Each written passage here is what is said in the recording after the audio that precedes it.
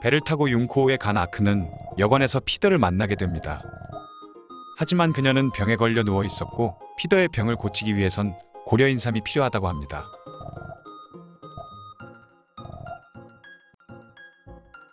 고려인삼은 롱상회에서 판매하고 있었고 롱은 고려인삼을 줄 테니 드래곤 성에서 여러 가지 물자를 사들이고 있는 자신의 동생 웡이 나쁜 짓을 하고 있는 것은 아닌지 확인해 달라고 부탁합니다.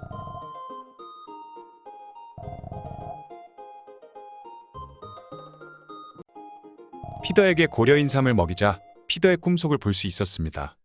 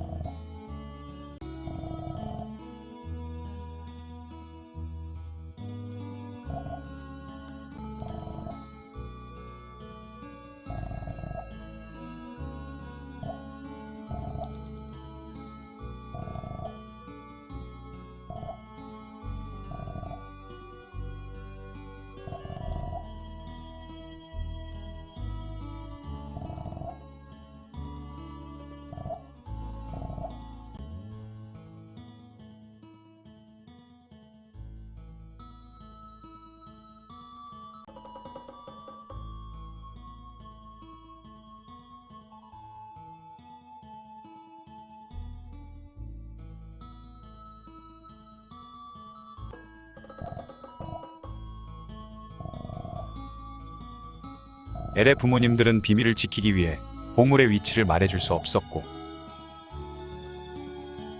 피더는 왕의 명령으로 어쩔 수 없이 엘의 부모님을 죽일 수밖에 없었습니다. 엘의 부모님은 마지막으로 엘을 피더에게 부탁하고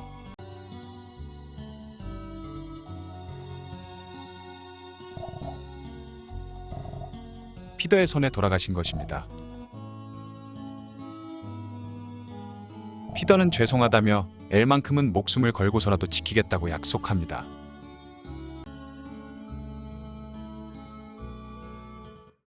피더는 엘의 부모님을 죽인 것 때문에 자책하고 있었고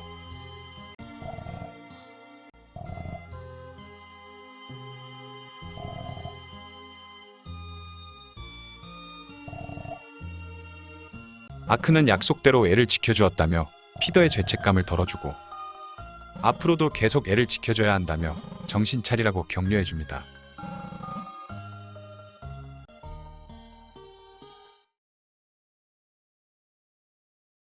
그러자 피더는 엘이 드래곤 성에 있다며 서둘러야 한다고 잠꼬대를 합니다. 밖으로 나오자 동생들에게 얘기를 듣고 찾아온 페르르가 기다리고 있었고 아크는 페르르와 함께 드래곤 성으로 가게 됩니다. 페르르가 주의를 끌어준 덕분에 드래곤 성 안으로 잠입한 아크는 엘이 붙잡혀 있는 것을 보게 되고 엘은 아크에게 움직일 수 없다며 도와달라고 합니다. 그녀에게 다가가자 엘의 모습은 사라지고 아크는 철창 속에 갇혀버리게 됩니다.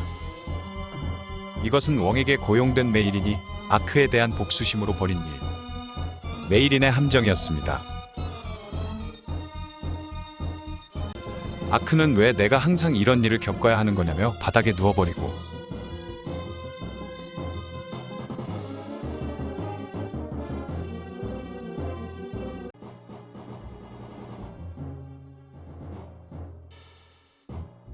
롱씨의 동생 웡은 죽은 루아르 왕과 같은 조직에 속해 있었습니다. 그리고 스톡홀름의 보물을 얻기 위해 엘을 감금하고 있었던 것입니다. 웡은 로이드에게 공주를 감시하라 명하고 사라집니다. 한편 요미는 아크에게 위에서 무슨 소리가 들렸다고 합니다. 아크는 소리가 난 쪽으로 가보는데 피더의 목소리였습니다. 아크는 피더의 도움으로 탈출할 수 있게 되었고 엘을 구하기 위해 다시 성 내부를 조사하러 다닙니다. 그러다가 메이린의 같은 수법에 걸려드는데 또다시 피더가 나타나 아크를 구해줍니다. 피더는 메이린을 불러내 혼내주고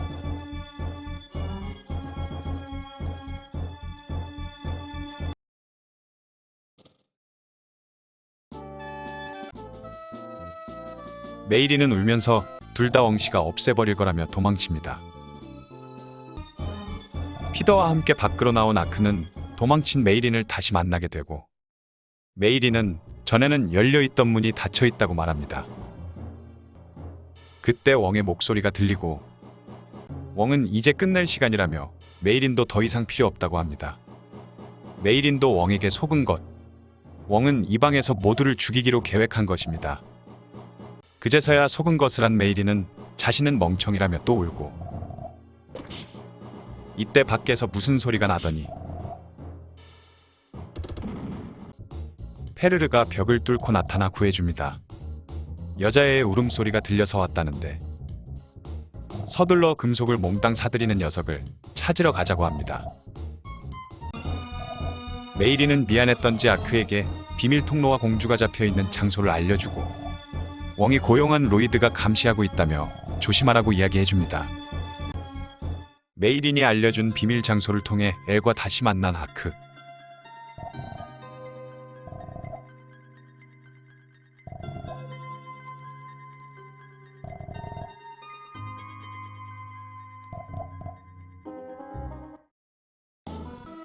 이때 로이드가 등장하는데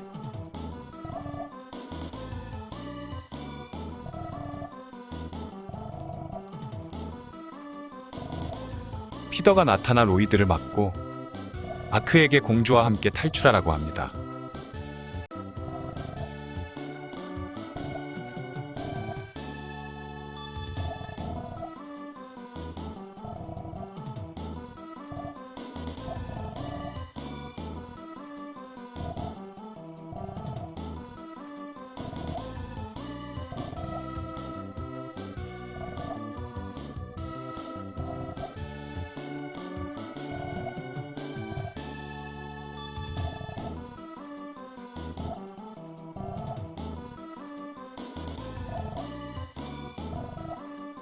피더와 둘만 남게 된 로이드는 무슨 일인지 순순히 피더를 놓아주고 공주를 잘 지키라고 합니다. 엘은 아크와 함께 도망치는 도중 피더를 두고 갈 수 없다며 혼자 남겠다고 하고, 아크는 할 수 없이 혼자서 성을 빠져나가게 됩니다. 하지만 이것은 핑계일 뿐 엘은 아크에게 부담을 주기 싫었던 것입니다. 한편 웡은 엘이 탈출한 것을 알게 되고 이 사실을 베르거님이 아신다면 화를 낼 거라고 합니다. 그리고 로이드에게 엘을 붙잡아오라고 하는데, 로이드는 최종 보스는 베르거였다며 그 이름을 기억하겠다고 합니다.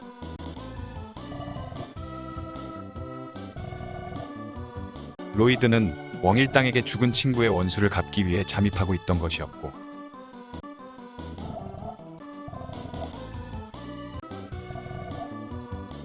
결국 웡은 로이드에게 죽임을 당합니다.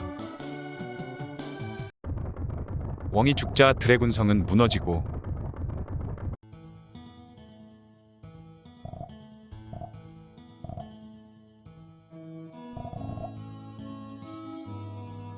깨어나 보니 성 앞에 페르르와 메이린이 함께 있었습니다. 페르르는 마을에서 금속값이 떨어질 거라는 이야기를 듣고 위를 도우러 갑니다.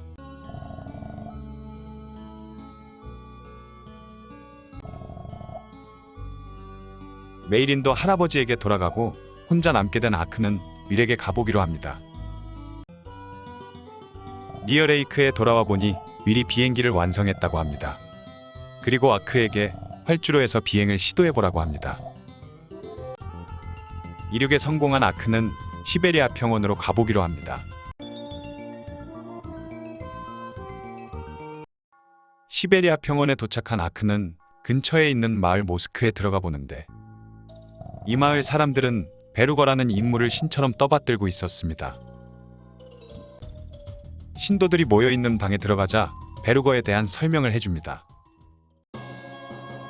베르거는 새로운 생물학 이론으로 노벨 평화상을 받았는데 완벽한 DNA 기술로 병을 치료했다고 합니다.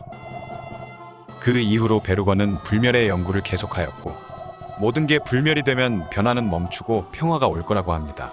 베르거는 그러한 유토피아를 건설할 것이라는데, 베르거는 현재 남쪽의 연구소에서 급속 냉동장치에 들어가 동면을 하고 있다고 합니다. 베루거의 연구소에는 불도 꺼져 있었고 로봇이 지키고 있었습니다. 연구소에 스위치를 올리자 불이 켜지고 엘리베이터가 작동하기 시작합니다. 엘리베이터를 타고 워프 장치를 통해 지하 2층에 도착한 아크는 메인 컴퓨터 앞에 다다르고 암호를 입력하라는 말에 요미가 나타나 암호는 블러디 말이라고 알려줍니다. 암호를 입력하자 엘리베이터와 냉동 장치가 해제되었다고 합니다. 요미는 어떻게 암호를 알고 있던 것일까? 아크는 이상한 녀석이라고 생각합니다. 엘리베이터를 타고 내려가자 방위 로봇 루시퍼가 침입자가 발생했다며 공격해옵니다.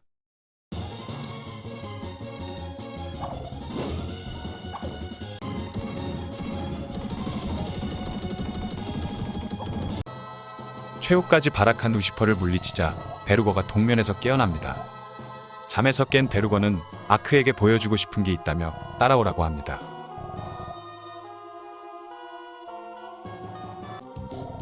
베루거가 안내한 장소에는 배양관 안에 좀비가 들어가 있었습니다. 삶과 죽음이라는 이중성을 부정하고 영원한 삶을 말하면서도 그 영원한 삶은 선택된 일부에게만 주겠다는 그의 사상에 위협을 느낀 아크는 베루거에게 덤벼듭니다. 하지만 베루거는 경비 로봇을 불러 아크를 쓰러뜨리고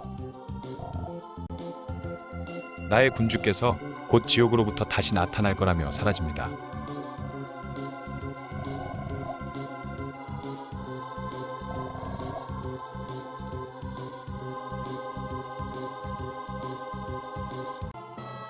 그리고 본보기로 에즈모데우스라는 생물 병기를 사용해 네오토키오의 사람들을 모두 지워버립니다. 이후 죽음의 기로에 서 있는 아크에게 장로가 나타나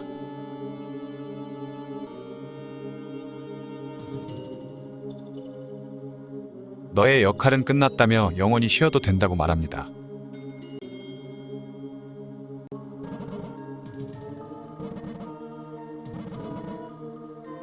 그러나 아크는 자신이 고작 베루거가 원하는 세상을 위해 그토록 싸워온 거냐며 회의감을 느끼고